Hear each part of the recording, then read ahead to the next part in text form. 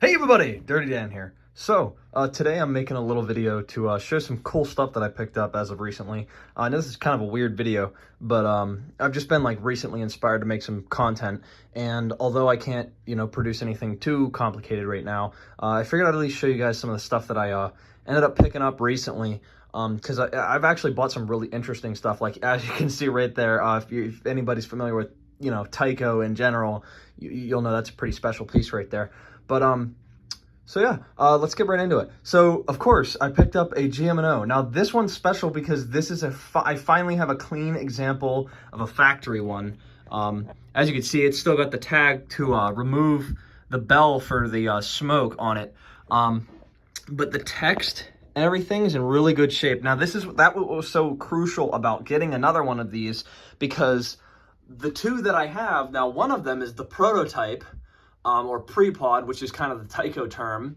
And then we have the one that I already have, the production example, but this one was damaged in a fire. So the text and the gold lettering is really, really poor. While we're at it here, this is just another thing that I picked up, and I've actually done some work to. A Bachman Niagara. Now this is the lightning stripe version. You can't see it very well, but it has a lightning stripe tender. There is a video my buddy Will made on one of these. I will link it in the description. It is a really cool engine. It's missing the smoke deflectors, as you can tell. So if anyone has a set, let me know.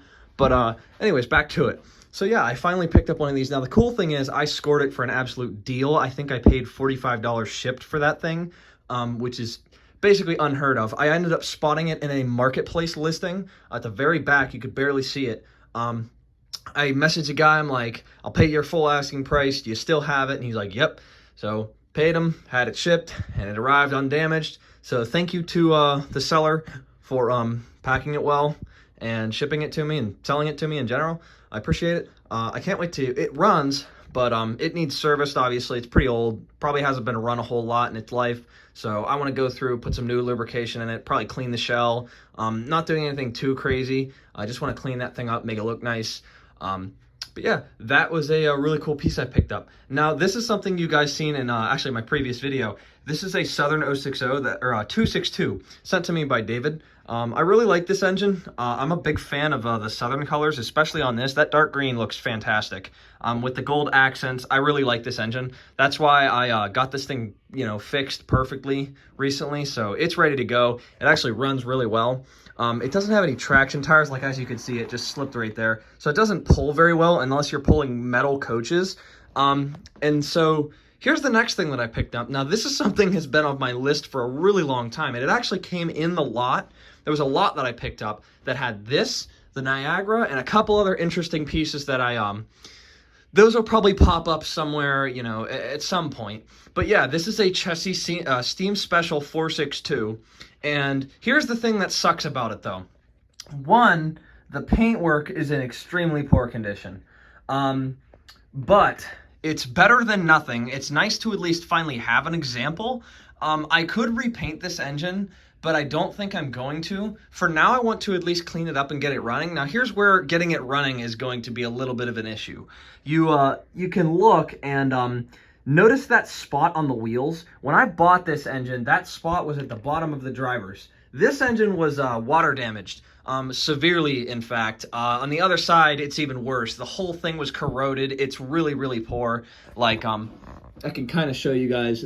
It's in really bad shape, but it runs. I actually hooked it up to power and bench tested it, and this thing works. It's incredible. If I can find the video of it, I may upload it as like a short or something. And I'm probably gonna, if I do a video on it, I'd love to put that video in. It's just incredible that thing worked when I got it. But and as you can even see, it has like some sun damage right there. Right around here, you can see the paint kind of fades. But in general, it's an example of one, and I'm thrilled to finally have one.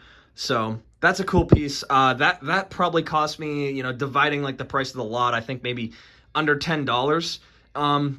But yeah, that thing's really cool. I can't wait to work on it. Here's the last thing, the last cool thing that I picked up, and right off the bat you can tell it's a Riverossi Atlantic. This is going to be my second one. Now, before we jump into this one, I want to talk about the one that I already have.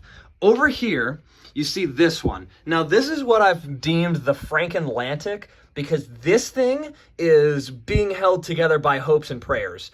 I actually repaired the frame on this engine, and my buddy Will, a Riverossi expert, told me it was very, very unlikely that the fix would work. Now, Will's an extremely intelligent guy, and I don't blame him for doubting me on fixing this thing, because honestly, I didn't think it was going to work either. But I did the best I possibly could, and the engine turned out, it turned out like that. I mean, it still looks horrible, and I'm probably going to use some of the parts from this to make that one work, but it is a functional locomotive. It's unbelievable. There is a video that I had planned on this engine, but I never got around to it. It's even scripted. It's ready to go. I just need to make it. That's probably going to be something that I want to work on in the coming, like, months. But yeah, that one, it does exist. I've posted about it before. So it's real, and there was a video that was supposed to be made on it that just never happened. So, but yeah, that's the Frank Atlantic. All right, back to this one. Now, this one I got off of Facebook, or no, I got this off of a buddy of mine who I've bought a lot of stuff off of him before. He, we do a lot of, I think I've even traded with him. It's a lot of deals were done between me and him. So he hooked me up with this thing. Now, unfortunately, he said 0 rot. There was no rot on this engine whatsoever. Unfortunately, when I got it, I started to have a closer look, and the seam chests are actually starting to crack. You can barely see it, but it wasn't completely free, and he was super cool about it. He gave me a little bit of money back, and that was just, it was a very positive interaction. He's an awesome guy. But this engine, unfortunately, has been not ruined, but somebody has painted over the original lettering and lettered it for Green Valley Lines. No clue what that is. Somebody's fantasy railroad. So I have another shell here that I will probably I'm probably going to put this one on it when I, reassemble it and put it back together. The thing that sucks is this is a Gen 1 shell that has the cab handrails, which is really, really cool. I love that part of these engines. And I think I'm going to use this tender from that engine to go behind this because they're interchangeable. We'll see how that goes. But, yeah, I think I picked this up for, it might have been around 75 bucks, and which is a really good deal for these because, they're pretty hard to find, but he kind of, was a little lenient because we're buddies and I've done a lot of deals with him. But, no, yeah, that engine is super, super cool. Can't wait to get to work on that thing. But yeah, here's the layout. It's all still where it always has been. Everything's still here. I just really haven't gotten around to making anything lately. I've been really, really busy. I finally got my truck back on the road. I may or may not make a little video just showcasing that thing.